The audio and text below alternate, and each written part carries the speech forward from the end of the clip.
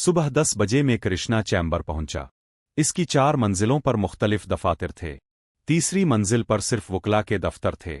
صرف دفاتر لواء، کیونکہ اس وقت تمام وکلا عدالتوں میں حاضری دیتے ہیں اور دوپہر کے بعد آتے ہیں۔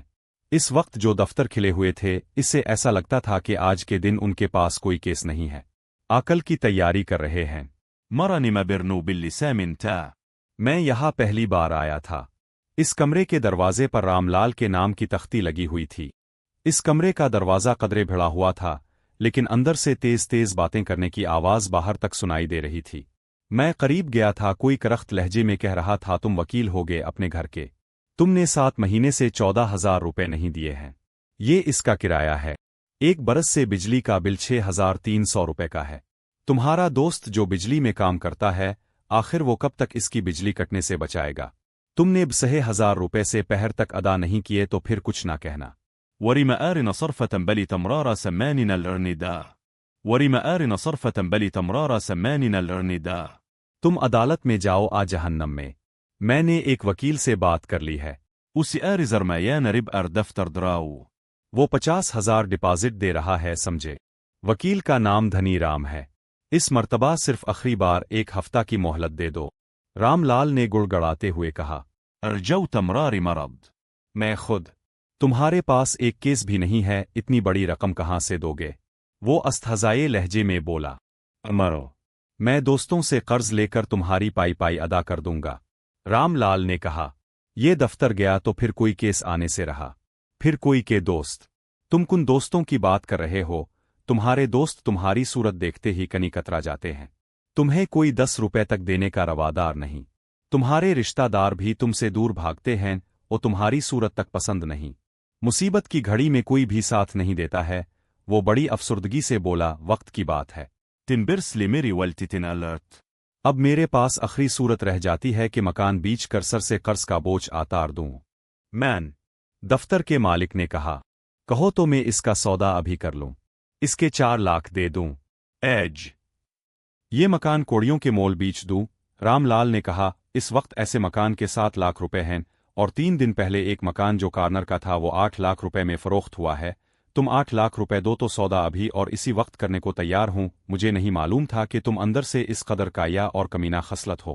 مالی دفتر بربولن، میں سے پہر کے وقت پولیس اور غنڈوں کو لے کر آ رہا ہوں، بچوں، میں دیکھتا ہوں تمہیں کون بچاتا ہے، میں جا رہا ہوں، اب تم سے کوئی بات نہ ہوگی۔ میں اسی وقت دروازہ کھول کر کمرے میں داخل ہو گیا۔ دفتر کا مالک جو نکل رہا تھا، اسے میں نے روک لیا۔ رمل المجدة بولن، تم اس وقتی برس بعد شلدارو بیو، یہ میرے دفتر کے مالک ہیں، اب نہ صرف تمام کرایہ لے بلکہ 2 برس کا پیشگی بھی ابھی اور اسی وقت رسید دے اور رقم لے، میں نے کہا۔ دفتر کے مالک نے حیرت اور خوشی سے میری طرف دیکھا، اسے کیا رام لال کو بھی جیسے یقین نہیں آیا، وہ خواب کی سی حالت میں مجھے دیکھ رہا تھا۔ میں نے جیب سے رقم نکالی اور رسید کے مطابق ادا کر دی، بجلی کا بھی حساب کر لیا۔ اب مرا دوستر بقائیجت نرت، اس وقت ہوٹل کا ملازم آیا تو رام لال نے اس سے کہا، راجع، یار جلدی سے انڈا پراٹھا میرے اور میرے دوست کے لیے بھی لے آؤ، میں نے ناشتہ نہیں کیا ہے، بڑے زور کی بھوک لگی ہے، 2 پراٹھے اور 2 ہاف فرائی لے کر آنا۔ ارارم بابو، کیا میرا باپ کا ہوٹل ہے جو تم 3 مہینے سے ناشتہ اور دوپہر کا کھانا اور چائے اڑا رہے ہو؟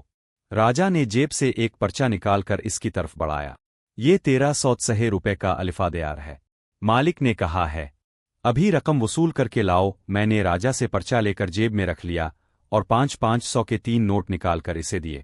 لاؤ، اب مارا حساب صاف، اور ہاں یہ پرچہ بھی لے جاؤ۔ اسر لوار لا، وصول اور ہاں انڈا پراٹھا بھی لیتے آنا۔ رام لال مجھے بڑی حیرت اور محبت سے دیکھ رہا تھا، میں اسے حیرت اور صدمے سے دیکھ رہا تھا۔ 8-9 ماہ بعد اس سے میری ملاقات ہوئی تھی، اس کی بڑی خستہ حالت ہو رہی تھی، اس کا شیو بڑا ہوا تھا، قمیض اور اس کا کالر بہت میلا، کوٹ بھی پھٹا ہوا تھا، اس کے علاوہ اس کے دفتر کی حالت اس کی زبوں حالی کی تصویر بنی ہوئی تھی، اس کے رخسار پچک گئے تھے، آنکھوں کے گرد سیاہ حلقے پڑ گئے تھے۔ جو تببید بر ترحست و وکیل کم ایک قربت و افلاس کی تصویر دکھائی داد را تھا، تم مرا اسون آئی، میں نے اس کی آنکھوں میں جان کا، اس کی آنکھیں میری مدد سے بھر آئی تھیں، کیا میں مر گیا تھا؟ تم نے پہلے میری بہت مدد کی، مکان خرید کر دیا اور میری شادی کے تمام اخراجات برداشت کیے۔ اس کی آواز بھر سی گئی، اس کی آنکھوں سے 2 آنسو ٹپک پڑے۔ میں کیا منہ لے کر تمہارے پاس آتا؟ میں پہلے ہی تمہارے احسانات، میں تمہارے چہرے پر ہاتھ ایسے ماروں گا کہ سارے دانت نکل آئے گے۔ میں نے تیز لہجے میں کہا، کیا میں تمہارا دوست نہیں ہوں؟ تم بھی بہت یاد آتے رہے، لیکن شرمندگی اور خجالت نے تم سے ملنے نہیں دیا۔ اس نے نگاہیں نیچے کر کے کہا، اے بیٹا، بھابھی اور بچے کیسے ہیں؟ میں نے پوچھا، کیا بچے اسکول جا رہے ہیں؟ گھر کس طرح چل رہا ہے؟ گنگا اور بچے 2 ماہ سے نانی کے ہاں ہیں۔ اس نے مری ہوئی آواز میں جواب دیا، فیس نہ بھرنے سے ان کے نام اسکول سے کٹ چکے ہیں۔ دودھ والے، پرچاون کی دکان، سبزی فروش اور دیگر کے 15-16 ہزار روپے چڑھ چکے ہیں۔ میں 1 مہینہ سے بیوی بچوں سے ملنے نہیں گیا۔ ادر لتاراتا اخربتل۔ گھر اور دفتر کا فون بھی کٹ چکا ہے۔ ناشتے سے فراغت پانے کے بعد میں اسے نائی کی دکان پر لے گیا، پھر اس کے لانڈری سے دھلے ہوئے کپڑے لیے، پھر ایک دکان سے اس کے لیے جوتے خریدے، اس کے محلے میں جا کر ہر ایک کا الفادہر ادا کیا۔ اس نے نہا کر کپڑے بدلے، اسکول محلے میں تھا، 1 سال کی فیس بھر دی، پھر بازار سے مٹھائی اور پھل خریدے، ٹیکسی کی، راستے میں اس کے ہاتھ پر 10,000 روپے رکھے اور کہا، بھابھی سے کہنا کہ میری بدولت ایک بہت بڑا کیس ملا ہے، 40,000 فیس ملی ہے، اب کسی کا کوئی الفادہر نہیں رہا۔ میں نے ایک دکاندار کا الفادہر ادا کر دیا ہے، بچوں کے اسکول کی پیشگی 1 سال کی فیس بھی جمع کرا دی ہے، دفتر کا کرایہ بھی دے دیا ہے۔ مجھے جو کیس ملا ہے اس کے 2 لاکھ روپے ملے گے۔ 40,000 کی جو رقم ملی ہے وہ فیس کی پہلی قسط ہے۔ ایک اور کیس ملا ہے، اس نے 50,000 روپے دیے۔ میں نے تمام قرض، دفتر کا کرایہ اور اسکول کی فیس ادا کر کے اپنے آپ کو ہلکا کر لیا ہے۔ 10,000 رو۔ محلے میں کسی سے تم نے قرض لیا ہے تو اس میں سے ادا کر دینا۔ ابر لو۔ بھگوان کی کرپا سے اب دن پھر جائیں گے۔ اس دن نہ مج معافر دو۔ تمہیں میری طرف سے بہت تکلیف پہنچی ہے۔ ٹیکسی اس کے سسرال کے دروازے پر رکوائی، میں نے دستک دی۔ لمحة بعد درواز لا۔ گنگا کا اداس چہرہ نظر آیا، وہ 2 ماہ کے عرصے میں بجھ کر رہ گئی تھی۔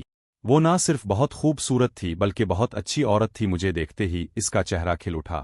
بھائی جان، ہاں، میں نے مسکراتے ہوئے سر ہلایا۔ میں تمہاری جان کو لے کر آیا ہوں تاکہ تمہیں اور بچوں کو گھر لے جائے۔ تم تھوڑی دیر بعد گھر چلی جانا، لیکن بھائی جان، وہ تذبذب سے بولی۔ میں نے کبھی اب کی کسی بات سے انکار نہیں کیا۔ میں چلی جاؤ گی، لیکن گھر کیسے چلے گا؟ گنگا کی اب تک رام لال پر نگاہ نہیں پڑی تھی، جو ٹیکسی کا کرایہ ادا کر کے پھل اور مٹھائی کے ڈبے نکال رہا تھا۔ میرے اشارے پر جب اس نے ٹیکسی کی طرف دیکھا تو اسے یقین نہیں آیا، اسے بڑی حیرت ہوئی اور چہرہ دمک گیا۔ بے جن، یہ سب کیا ہے؟ یہ تمہیں بتائے گا کہ یہ سب کچھ کیا ہے۔ میں ایک ضروری کام سے جا رہا ہوں، پھر تم سے گھر آ کر ملوں گا۔ میں نے اس کا رخسار تھپ تھپا۔ میں نے رام لال سے اس کے دفتر کی چابی یہ کہہ کر لی کہ مجھے کچھ خط لکھتے ہیں۔ پھر میں نے اس ٹیکسی میں بیٹھ کر اس سے کہا، تم سے پہر کے وقت اپنے دفتر آنا، مجھے تم سے ایک ضروری کام ہے۔ تم بیوی بچوں کو گھر لے جا کر آرام کر کے چلے آتا۔ سے پہر کے وقت وہ اپنے دفتر آیا تو میں اس وقت اس کا انتظار کر رہا تھا۔ جب اس نے دفتر میں قدم رکھا تو اسے جیسے یقین نہیں آیا۔ اس نے کہا، تم دفتر میں نہ ہوتے تو میں یہ سمجھتا کہ میں غلطی سے کسی اور دفتر میں آ گیا ہوں۔ چند گھنٹوں میں تم نے فرنیچر اور کارپیٹ تک بدل دیے۔ پیسہ ہو تو کیا کچھ نہیں ہو سکتا؟ میں نے کہا، اب تم آرام سے اپنی میز پر بیٹھو۔ جب بیٹھ گیا تو میں نے اس کے سامنے اخبار رکھ دیا۔ پہلے صفحے پر ایک قتل کی واردات کی خبر شاہ سرخیوں میں چھپی تھی۔ ایک جوان لڑکے کی تصویر جو 20-22 برس کی عمر کا تھا، اس پر قتل کا الزام عائد کیا ہوا تھا۔ یہ نوجوان قاتل چہرے موہرے سے بہت معصوم دکھائی دیتا تھا۔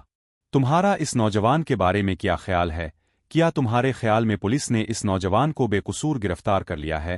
رام لال نے میری طرف سوالیہ نظروں سے دیکھا۔ جی، میں نے جواب دیا، یہ معصوم نوجوان بالکل بے قصور ہے۔ یہ کسی متوسط گھرانے کا فرد ہے، اس لیے دھار لیا گیا ہے۔ تم ٹھیک کہتے ہو، رام لال کہنے لگا۔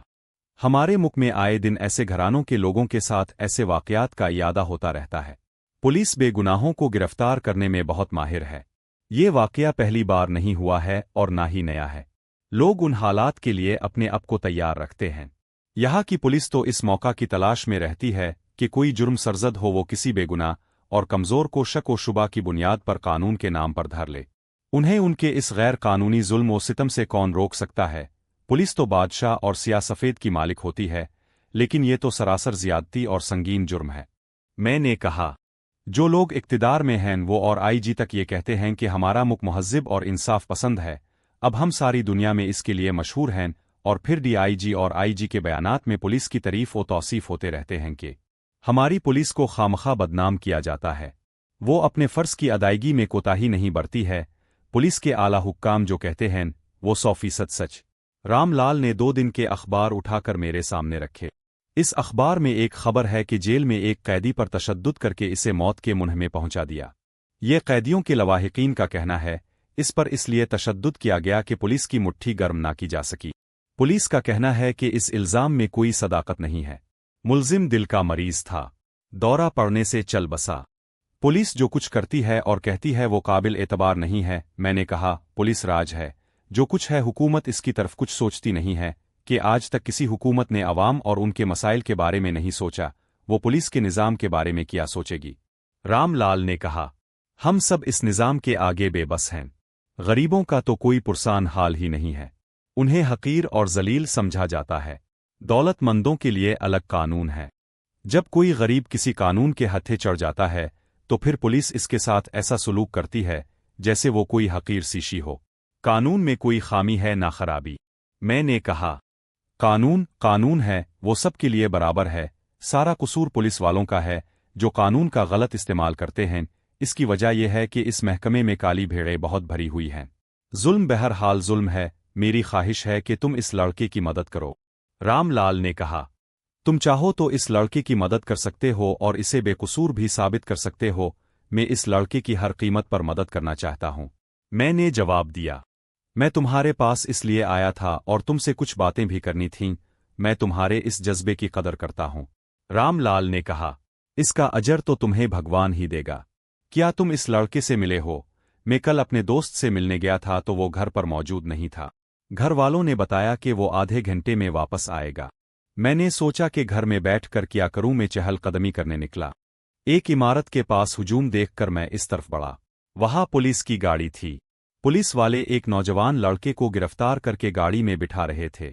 इसे कत्ल के इल्जाम में गिरफ्तार किया गया था, लेकिन मैं जानता था कि वो बेकसूर है। मैंने तहैया कर लिया कि इसे कत्ल के इल्जाम से बेरी करा के रहूंगा। अगर मैं ऐसा ना करूं तो एक बेगुनाह नाइंसाफी के हत्थे चढ़ जाएगा। भगवान ने शायद मुझे इस काम के लिए दुनिया में भेजा है। तुम इस केस की मुफ्त में पैरवी करोगे।